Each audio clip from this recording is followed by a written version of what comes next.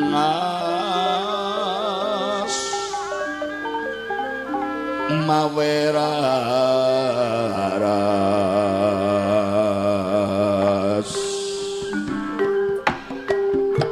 maweraras retnaning driya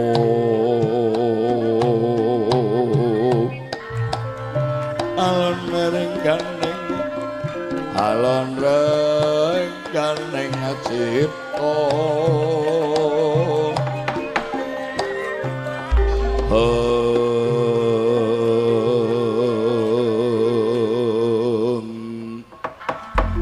mit sewu Koko Prabu bilih caos kawuningan lan kawruhanipun Koko Prabu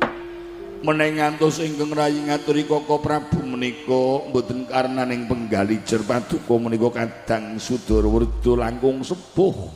yuswanipun timbang ingkang rayi ing Ngamarta nanging kumalancang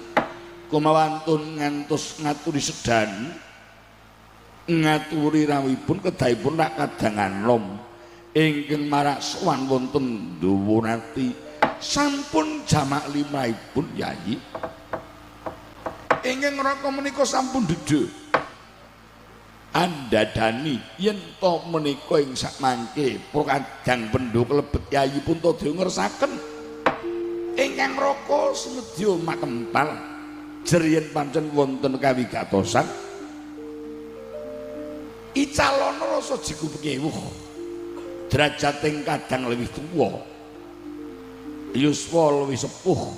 munggih ingkang ngraka mboten dados baya pengapa ingkang baku majinamadan daya dinayanan wonten tembungane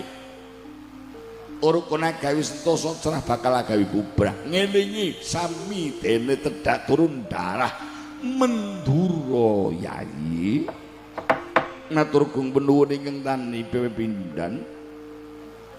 Gorawali menapa bilih sak menika kula ngaturi rawuhipun Koko Prabu Yektos kula nampi utusaning Wulucumbu Madukara Kakang Semar Badranaya rikala semanten utusan dhateng abdi kawula ing Karang Gumenggeng caos pawartos bidheti dinten menika badhe utusan salah setunggalipun anak-anakane Kaki Semar sumedya badhe nyuwun ngampil wujuding ageman pusaka ing Ngamarta jamus miyang Kalimasada awit darbi gegayon agung Kakang Semar badhe mbangun kayangan awit saking menika kula nyuwun pertimbangipun